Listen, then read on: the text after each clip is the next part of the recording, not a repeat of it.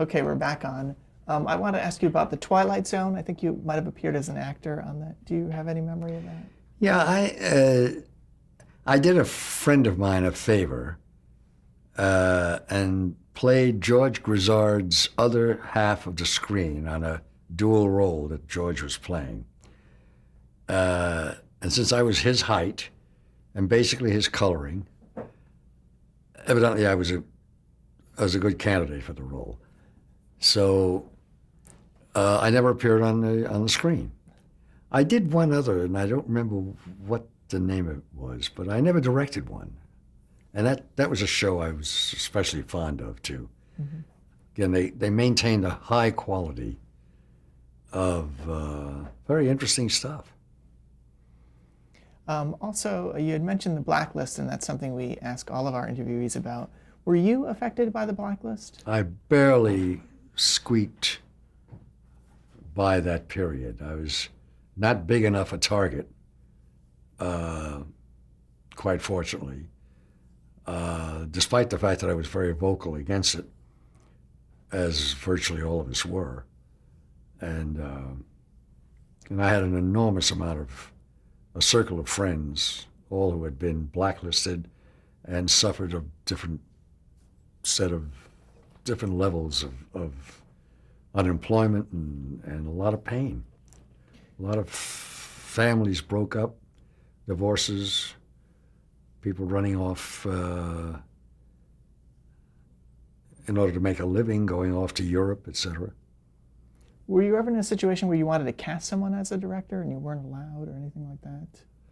I'm sorry. Where you wanted to cast somebody, but you weren't allowed to cast people? Were you ever in a situation like that? Fortunately, I was never put in that situation, and I often wondered what I would do if I were. I know what I would instantly and glibly say, that I would walk off the job or something like that. But then I allowed for the fact that, a lot of us, especially when you're just starting out, you're so anxious to work that you would hope that your moral values would hold up. The next show that I wanted to ask about was Star Trek. Mm-hmm. You only did one of them, but how did you get on that? Was that the beginning of the series? Yeah, they had shot a pilot that they didn't want to use as a first episode. I think the pilot played as the third show. So I was called in to produce and direct with Gene Roddenberry the Carbonite maneuver. And I loved the show, so I was all too anxious to get into it. I had started doing long form by that time, and but this was such a marvelous challenge that I couldn't resist it. And I must say, working with Gene Roddenberry was quite an experience. I mean, he was a very interesting guy. And as a Southern gentleman, he proved his mettle when I suggested that the crew of the Enterprise was rather well diverse. I mean, surprisingly, they had Japanese, they had people from Vulcan, and a Scot, and a nice mix. Except there was no black person on the crew.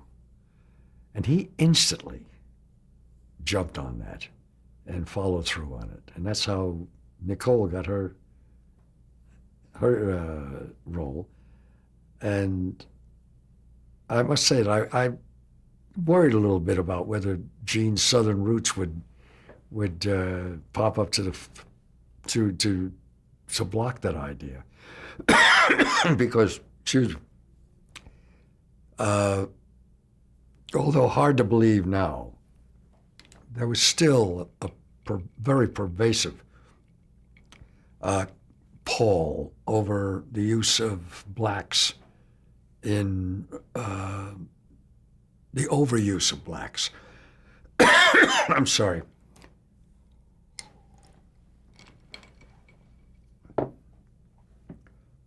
For instance, in Gunsmoke, I wanted to use blacks as extras. Just walking down the street. I may have a problem. Can you? Yeah, let's stop. Okay, I might have mentioned it's Nichelle Nichols, who you were talking about before on Star Trek. Gene Roddenberry. Yeah, and Nichelle Nichols was the actress who you were talking about. Nicole, yeah. Oh, is it Nichelle? Nichelle, yes. Oh, that's it. Yes, it was. So it was your idea to suggest that he put a black character on? And he instantly went for it. And You were telling me about a story about trying to put black extras on Gunsmoke. yeah, unlike what we have come to take for granted, blacks were not employed that much in either television or films. You know, it hadn't all come to the fore. The civil rights movement was in its relative infancy. And I went to Norman one day and I said, we have no black people walking around just as extras. You know, even if there are no scenes written for them, just have them in the streets because they're Civil War veterans walking through, cowhands, the kind of life that existed in those days. He went to the network and proposed the idea, and they said, well, it'll be self-conscious if we suddenly introduce blacks for the first time on a show that's been running, you know, for 6 or 8 years or whatever it was. And which was a pretty outrageous rationale.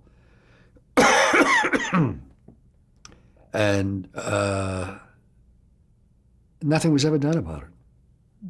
Gunsmoke went off the air years later, never having used one black person on the show, either in an extra category or in a role, major role, which is very strange when you think about it. But at the time, it was very normal. Okay, back to Star Trek. Star Trek. Who were the people who, besides Gene Roddenberry, who were in on the beginnings of the show that you remember? I have no idea. Was it Gene Kuhn? Was he one of the guys? He was a producer, or Dorothy Fontana was another? I Does that ring a bell at all? would be guessing. Okay. But I know that the one outstanding other contribution I may have made to the show was that Leonard Nimoy wanted to quit because he couldn't imagine how, as an actor, he was going to sustain playing someone without emotion. He says, I'm an actor. I'm used to tapping my emotional instrument. What am I going to do with this role? And he says, I don't think so.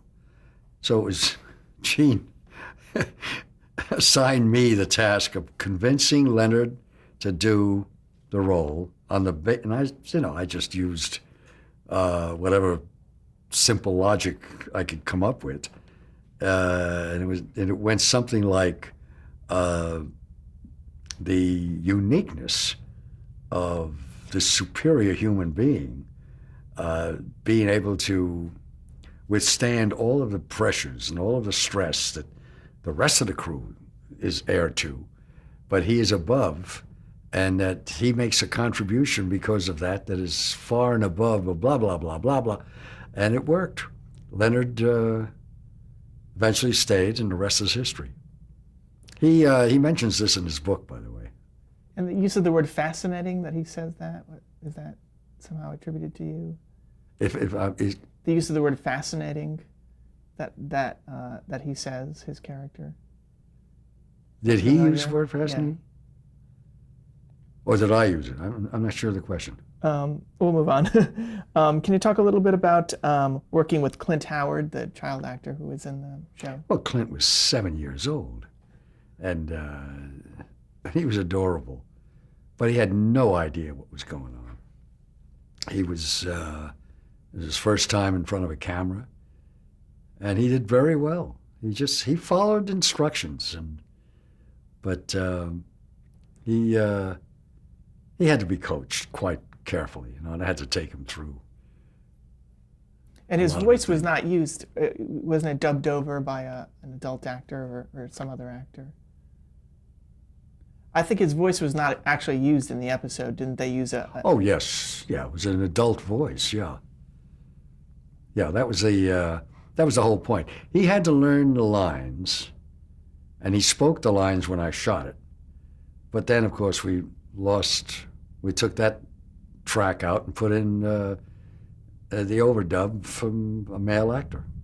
Have you gone to any of the conventions or anything involving Star Trek shows? No, but I keep running into Trekkies all the time who are so impressed with the fact that I directed the first one, and they all know the episode meticulously. They know every line. Is there any questions they ask you about that episode that was brought up? Yeah, well, some of them have read Leonard's book and they ask me about that situation. And no, nothing specific, not too often. Another science fiction show you did was The Invaders. Do you want That was to a say pilot. a word about that? And Invaders was a pilot from same people who did The Fugitive. So I had some contracts to do The Fugitive as well as the pilot for this next show. And it was a very interesting idea. And we shot it in Temecula, California, of all places. And it turned out to be a lot more successful than we had thought. I didn't think it was going to catch on, frankly. And a very interesting thing happened on that show that involved the cameraman. And one of the other things that, in those days at any rate, the young director coming onto a show has to put up with, or had to put up with, I'm not sure that it's still going on, is the being seniored to death by the cameraman who was normally and almost exclusively in his 70s or 80s. It was always an older man who was bitter, tired, what have you, and loved to make young directors very unhappy and keep them on a skillet. And this one particular guy was especially hostile and unnecessarily nasty, and just kind of like sneered every time I told him what I wanted and the way we should go. And the producer got wind of this.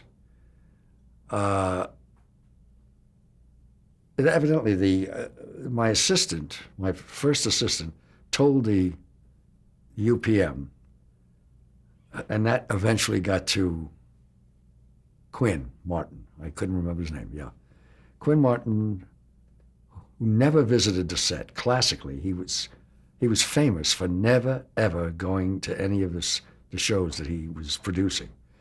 So he was a total unknown to most of the crews. People that had worked for years with him didn't know what he looked like. And I don't know what possessed him to do that, but that was his mode. And he came on the set. And I didn't know that he had, because he didn't show himself. He just lingered in the background and watched. And the crew didn't know who he was. And the next day, the cameraman was fired because he saw and felt the tension and the hostility from that man. It was totally unmotivated. So it's the first time that's ever happened, and happily the last time. Did you ever have a formal meeting with Quinn Martin? Oh yes. Yeah. Oh no, I knew who he was. Mm-hmm. I knew what he looked like, mm-hmm. But I didn't see him because he kept in the back, and my focus is trying to get to the schedule. Anything else you remember about The Invaders, the show? Were they taking it seriously as a subject matter, or was there research done, or was it more of a science fiction piece? No, it was taken seriously because it was UFO time. It was aliens invading from another, keeping an eye on us, etc. And that was being taken very seriously by some groups. So much so that they're still doing it, even though they're just pockets of people who believe that there are aliens among us, aliens watching us, aliens who've left their mark and gone on. And this was the peak of that. The invaders served a need that was very pervasive at the time. And what was your attraction now that long form was coming in? What was your attraction to long form, and how is it different, say, creatively than the series work you'd been doing? First of all, it was more than 6 days. They gave you 18, except for Tribes, which we shot in 12 days, with Russell Meddy, of all people, as the cameraman. I actually was lucky enough to work with the cameraman who did Force of Evil with Orson Welles, and he was lovely. He worked so fast. You would think that he made his entire career on TV schedules. Instead of taking the time and playing with this, etc., he would turn one arc on and say, ready, and get wonderful results, because he played for a side source light, which is so dramatic and so cinematically right, and didn't worry about what fell off on the camera side. And he would light entire barracks full of young Marines, which is what it was about, with just 2 arcs outside the windows, and he would flood as if it was sunshine, and that's it. He made that the source, and he was ready. And in terms of when you were first starting out, how much rehearsal time or what was your rehearsal schedule? There was no rehearsal schedule. When I didn't start demanding one until maybe the second year of long form for me. Then I realized there's no way I was going to step on a soundstage, and no way I would expose an actor to meeting his fellow actors in front of a crew, especially not knowing precisely whether any of the dialogue works properly, or what the other actor is going to give him, what is he going to play off, etc. It is a total absurdity to do any motion picture, however the length, without rehearsing quietly, away from too many prying eyes, away from an audience, really. And basically, you're asking an actor to work in front of an audience on this first time around. And it's been, that was the norm for a long time in Hollywood. Feature films were shot without rehearsal. And those of us who demand rehearsals are demanding it because we have the kind of backgrounds that have gone through the tortures of reporting to work with a preconceived notion of what you're going to do. And if that preconception is interrupted by the other actor's preconception, you have chaos. And you eat up all that time on the floor in front of a crew, eating up all that lovely money that it takes to be in production. Questioning a script, questioning an actor's motivation, questioning this, that, or anything, you resolve all of that in rehearsal. So now, if I ever did an episodic again, and I think, by the way, that they are rehearsing, from the level of work that I'm seeing, they're rehearsing at least one day. I usually rehearse a week to 2 weeks in long forms now, and that's a bit of a concession. 1 week you can kind of get away with. 2 weeks is a luxury. So you would actually prefer more, or is there a point where you've done it in terms of rehearsing? A point? would you prefer to have more than 2 weeks if you had the option, or do you think that there's a point at which you should just go ahead and shoot? I would prefer to have more than 2 weeks if the material warranted it. Sometimes there's not that much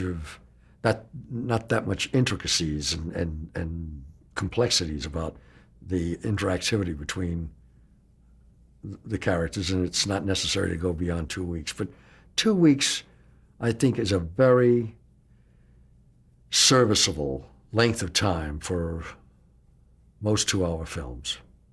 And 1 week is probably the norm. And the less we pay attention to the norm and the more we pay attention to the extra week, the better the work. It's as simple as that. Do you encourage the actors to ad lib, or do you allow them to ad lib? Are you changing lines? Yeah. Not arbitrarily, though. To ad lib because, as an actor, to ad lib because you're uncomfortable with a line is one thing, and is not necessarily an honest way to approach your commitment as an actor. To ad lib because the line absolutely doesn't work is another thing, or because it's not sufficiently full enough to convey the content of the scene. So you ad lib additional stuff. That happens probably all the time. Do you storyboard all of your movies? No. Mm-hmm.